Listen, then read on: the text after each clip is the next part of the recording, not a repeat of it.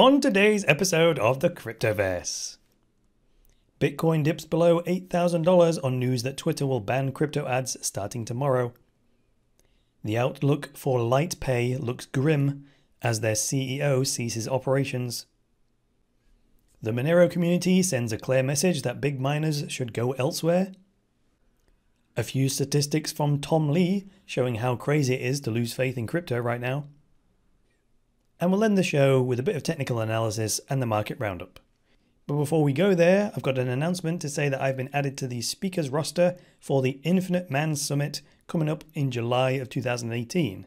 So the Infinite Man Summit is an event that inspires men to live extraordinary lives. So if you're a free thinker who believes in truth and authenticity and living outside the box, check out my referral link to the Infinite Man Summit in the video description and consider coming to see me speak.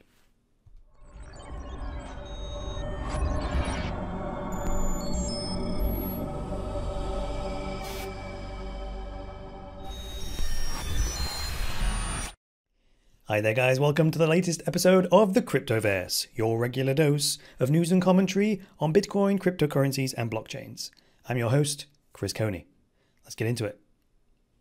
So Twitter will start banning cryptocurrency ads starting from tomorrow. This is on theverge.com. And it actually says Twitter will begin blocking cryptocurrency related ads tomorrow, according to a statement made by Twitter to The Verge. Now they say this follows Facebook and Google. However, Twitter is banning ads as of tomorrow, while Google did give a future date when the ban will take effect, which is, I would argue, more responsible. Now in the Verge article, it says in the second paragraph here, the company says, quote, under this new policy, the advertisement of initial coin offerings and token sales will be prohibited globally. Now that's very specific. My question there is, where does it leave the likes of Dash, which have been running online advertising campaigns for a while now, if you haven't already seen them? And where does that leave me and Cryptoversity, a company that sells courses? I know I'm not allowed to advertise on Facebook or Google because they banned just advertising of crypto outright, whereas Twitter are taking aim specifically at token sales. I guess the only real way to know this is to keep an eye on our Twitter feeds over the next few days and just see which crypto ads are still running after tomorrow. Next story, the outlook for LitePay looks grim as the CEO ceases operation. So this is according to the Litecoin Foundation website. It says, to the entire Litecoin community, we wanted to inform you that a couple of days ago, the Litecoin Foundation was contacted by Kenneth Asare, CEO of LitePay, informing us that he has ceased all operations and is preparing to sell the company. So basically, the guy reached out to the Litecoin Foundation for some additional funding. They said no because he hadn't provided sufficient transparency as to what he was up to, where the money was going and all this kind of stuff. So in response, he's decided to cease trading and sell the company. So the Litecoin Foundation apologized for this. They say we should have done greater due diligence on the LitePay company and maybe they would have uncovered any dodgy dealings beforehand. There's no evidence of dodgy dealings so far.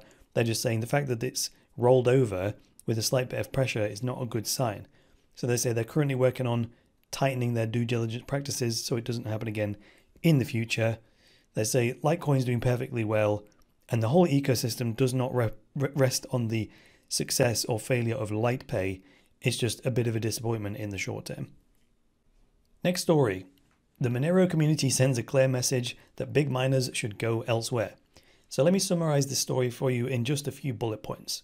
So number one, Bitmain, the manufacturer, cryptocurrency mining hardware, they launched a new specialized ASIC miner called the X3, which works on the CryptoNite algorithm that Monero uses.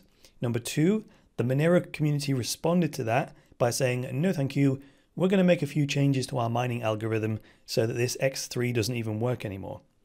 Number three, oh, and by the way, we're going to make changes twice a year to our mining algorithm to make sure that any money you invest in updating your hardware miners just goes completely down the toilet.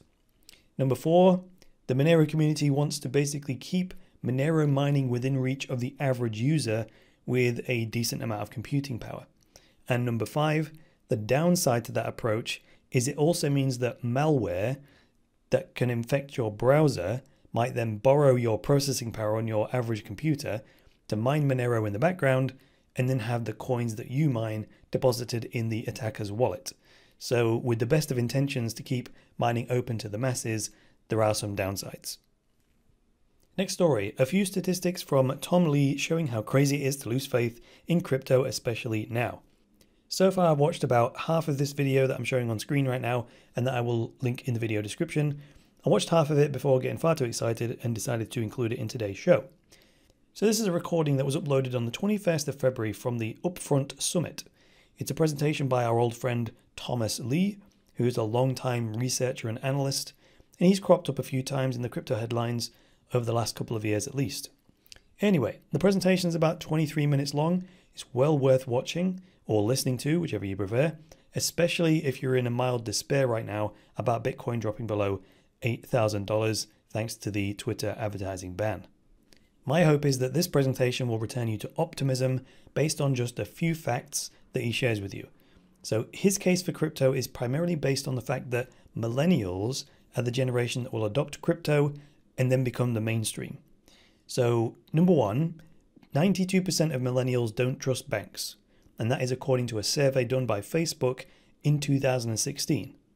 So Tom Lee defines millennials as anyone born between 1981 and the year 2000. So that's me. So number two, millennials are a generation that outnumber the baby boomers.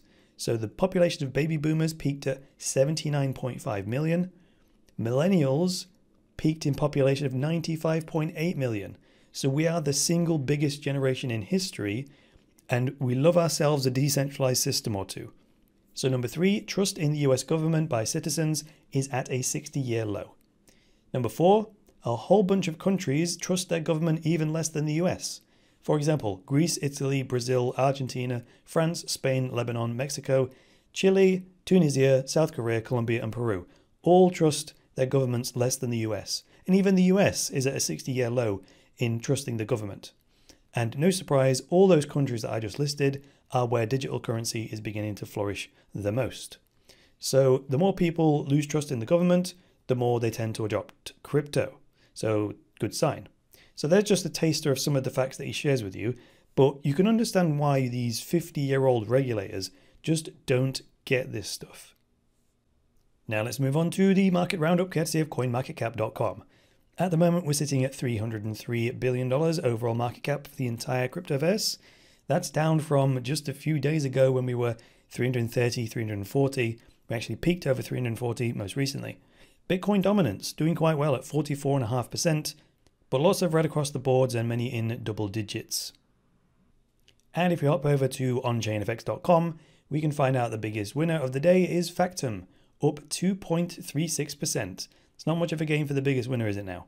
And in second place is DigixDAO, the DGD token, which is up just 0.05%. And then your biggest losers are like Salt down 17.75, Icon down 17.2, you've got EOS down 16.5%, Metal down 16%, and Kyber Network down 16.33%. So let's hop over to the charts and see what's going on over there.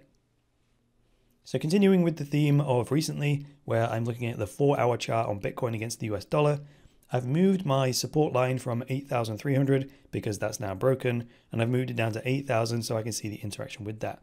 Right now, we're below that, 7,928-ish, plus or minus, and the low of the day, if I wave my mouse over it, gives us a measurement of 7,852. So we're peeping back inside this channel that I spoke about last week. I was saying that the support line at 8,300 was more likely to hold than the top of the triangle. That was true because we broke out of the triangle and went up to sort of nearly 9,000. But now we've come back inside the channel once again and broken 8,300 and now broke 8,000. So if you're looking at the pattern on the video version of this, we are still waving inside this channel, which is heading back towards 6,000 at this rate. I honestly don't expect that to happen. I expect that this dip is just because of the Twitter ad ban, and once the weak hands from that have been shaken out, then we'll be back on track, or at least continue our sideways movement at the very least. So thanks very much for joining me today, guys. If you liked this episode, go ahead and hit that like button, and if you're new around here, get subscribed. And if a few of the things that I said today were technobabble or gobbledygook, then you may want to check out my website. It's cryptoversity.com. From there you can click on courses and you can take any one of my structured step-by-step online courses. They will teach you some fundamentals, some vocabulary, so that when you read the news and commentary or listen to the show, it'll make a hell of a lot more sense. And that's all for today, guys. I'll be back tomorrow with another episode of the Cryptoverse. So until then, it's me, Chris Coney, saying bye for now.